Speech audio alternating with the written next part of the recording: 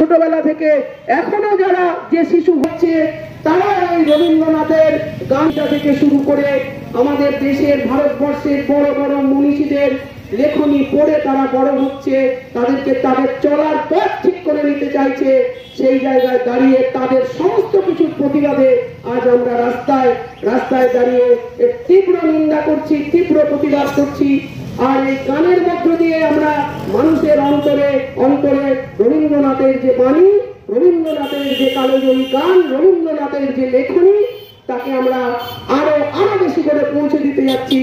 আমরা মনে করি এসএফআই, ডিওয়াইএফআই, মহিলা সমিতি, সিআইটু সহ সমস্ত ধর্ম, সমস্ত গণতন্ত্র প্রিয় মানুষ আমরা মনে করি যে গান ওরা নিষিদ্ধ করতে চাইছে, সেই গানই হবে আমাদের অস্ত্র।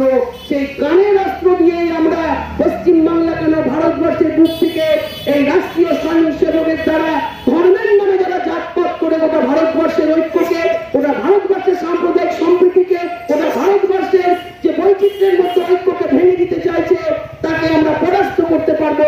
এই গানই হোক আমাদের কাছে অস্ত্র।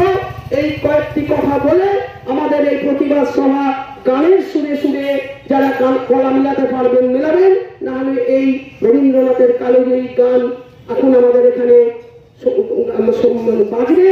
আপনারা এই প্রতিবাদে সামিল হবেন। এই কয়েকটি কথা বলে সকলকে ধন্যবাদ জানিয়ে আমার কথা আমি শেষ করছি।